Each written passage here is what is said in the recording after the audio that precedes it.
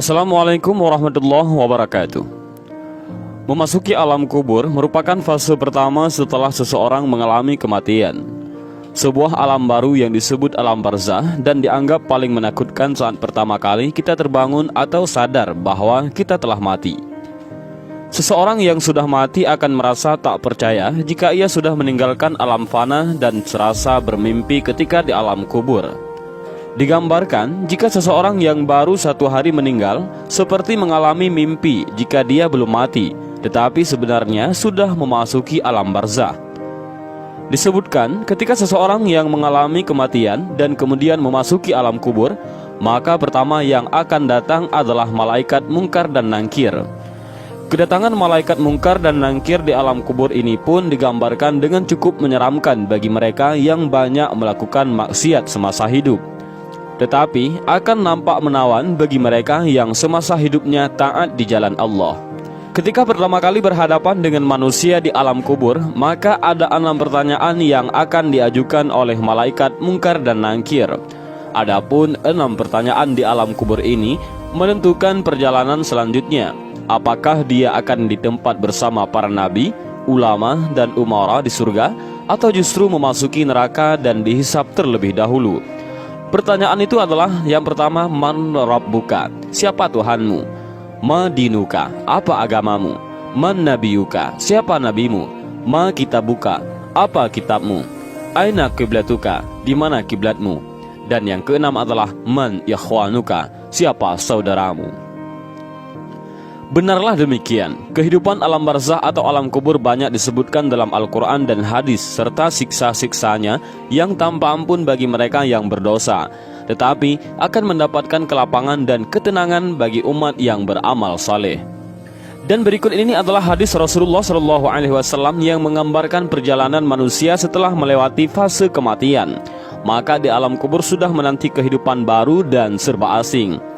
Hadis panjang Al-Barra' bin Azib yang diriwayatkan oleh Imam Ahmad dan disahihkan oleh Imam Al-Hakim dan Syekh Albani ini menceritakan perjalanan para manusia di alam kuburnya.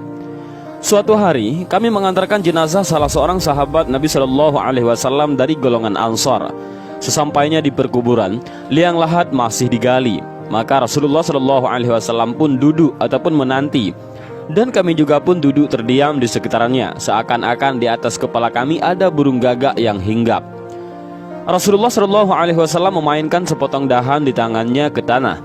Lalu beliau mengangkat kepalanya seraya bersabda, "Mohonlah perlindungan kepada Allah dari azab kubur." Beliau ulangi perintah ini 2 atau 3 kali. Kemudian beliau SAW bersabda, "Seandainya seorang yang beriman sudah tidak lagi menginginkan dunia dan telah mengharapkan akhirat ataupun sakratul maut, turunlah dari langit para malaikat yang bermuka cerah secerah sinar matahari. Mereka membawa kain kafan dan wangi-wangian dari surga, lalu duduk di sekeliling mukmin tersebut sejauh mata memandang. Setelah itu, turunlah malaikat pencabut nyawa dan mengambil posisi di arah kepala mukmin tersebut. Malaikat pencabut nyawa itu berkata, 'Wahai nyawa yang mulia, keluarlah engkau untuk menjemput ampunan Allah dan keridhaannya.' Maka nyawa itu dengan mudahnya keluar dari tubuh mukmin tersebut seperti lancarnya air yang mengalir dari mulut sebuah kendil. Lalu nyawa tersebut diambil oleh malaikat pencabut nyawa dan dalam sekejap mata diserahkan kepada para malaikat yang berwajah cerah tadi, lalu dibungkus dengan kafan surga dan diberi wangi-wangian darinya pula, hingga terciumlah bau harum seharum wangi-wangian yang paling harum di muka bumi. Kemudian nyawa yang telah dikafani itu diangkat ke langit. Setiap melewati sekelompok malaikat di langit, mereka bertanya, 'Nyawa siapakah yang amat mulia itu?' 'Ini adalah nyawa Fulan bin Fulan,' jawab para malaikat yang mengawalnya dengan menyebutkan namanya yang terbaik ketika di dunia. Sesampainya di langit dunia, mereka meminta izin untuk memasukinya, lalu diizinkan. Maka seluruh malaikat yang ada di langit itu ikut mengantarnya menuju langit berikutnya, hingga mereka sampai di langit ke-7. Di sanalah Allah berfirman, 'Tulislah nama hambaku ini dalam kitab Illiyin, lalu kembalikanlah ia ke jasadnya di bumi. Karena dirinya lah aku ciptakan mereka, para manusia, dan kepadanya lah aku akan kembali, serta darinya lah mereka akan kubangkitkan.' Lalu nyawa tersebut dikembalikan ke jasadnya di dunia. Lantas datanglah dua orang malaikat yang memerintahkannya untuk duduk. Mereka berdua bertanya, "Siapakah Rabbmu?" "Rabbku adalah Allah," jawabnya. Mereka berdua kembali bertanya, "Apakah agamamu?" "Agamaku Islam," sahutnya. Mereka berdua bertanya lagi, "Siapakah orang yang telah diutus untuk kalian?" "Beliau adalah Rasulullah Shallallahu Alaihi Wasallam," jawabnya. "Dari mana engkau tahu?" tanya mereka berdua. "Aku membaca Al-Quran, lalu aku mengimaninya dan mempercayainya." Tiba-tiba terdengarlah suara dari langit yang menyeru, "Jawaban hambaku benar, maka hemparkanlah surga baginya, berilah dia pakaian darinya, lalu bukakanlah pintu ke arahnya. Maka menghembuslah angin segar dan harumnya surga memasuki kuburannya, lalu kuburannya diluaskan sepanjang mata memandang. Saat itu datanglah seorang pemuda asing yang amat tampan memakai pakaian yang sangat indah dan berbau harum sekali, seraya berkata, "Bergembiralah, inilah hari yang telah dijanjikan dulu bagimu." Mukmin tadi bertanya, "Siapakah engkau?" "Wajahmu menandakan kebaikan."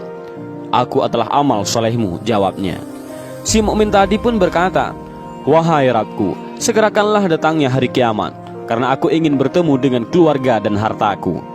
Adapun orang kafir, di saat dia dalam keadaan tidak mengharapkan akhirat dan masih menginginkan dunia, turunlah dari langit malaikat yang bermuka hitam sambil membawa kain mori kasar.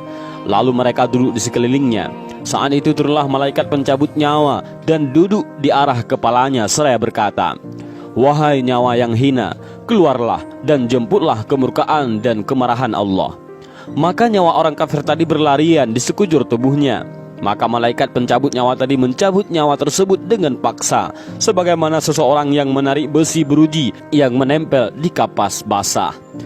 Begitu nyawa tersebut sudah berada di tangan malaikat pencabut nyawa, sekejap mata diambil oleh para malaikat bermuka hitam yang ada di sekelilingnya. Lalu nyawa tadi segera dibungkus dengan kain mori kasar. Tiba-tiba terciumlah bau busuk sebusuk bangkai yang paling busuk di muka bumi. Lalu nyawa tadi dibawa ke langit. Setiap mereka melewati segerombolan malaikat, mereka selalu ditanya, "Nyawa siapakah yang amat hina ini?" "Ini adalah nyawa Fulan bin Fulan," jawab mereka dengan namanya yang terburuk ketika di dunia.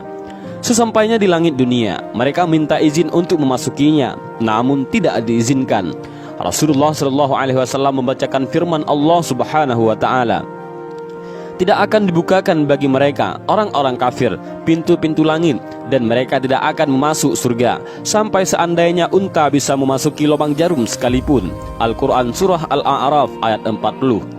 Saat itu Allah berfirman, "Tulislah namanya di dalam sijjin di bawah bumi." Kemudian nyawa itu dicampakkan dengan hina. Rasulullah Shallallahu Alaihi Wasallam membacakan firman Allah Ta'ala, "Barang siapa mempersekutukan sesuatu dengan Allah, maka adalah ia seolah-olah jatuh dari langit lalu disambar oleh burung, atau diterbangkan angin ke tempat yang jauh." Al-Quran Surah Al-Hajj ayat 31. Kemudian nyawa tadi dikembalikan ke jasadnya, hingga datanglah dua orang malaikat yang menundukkannya seraya bertanya, "Siapakah Rabbmu?" "Aku tidak tahu," jawabnya. Mereka berdua kembali bertanya, "Apakah agamamu?" "Aku tidak tahu," sahutnya. Mereka berdua bertanya lagi, "Siapakah orang yang telah diutus untuk kalian?" "Aku tidak tahu," jawabnya. Saat itu terdengar seruan dari langit, "Hambaku telah berdusta, hamparkanlah neraka baginya dan bukakan pintu ke arahnya." Maka hawa panas dan bau busuk neraka pun bertiup ke dalam kuburannya. Lalu kuburannya dipres oleh Allah Subhanahu Wa Taala hingga tulang belulangnya pecah dan menancap satu sama lainnya.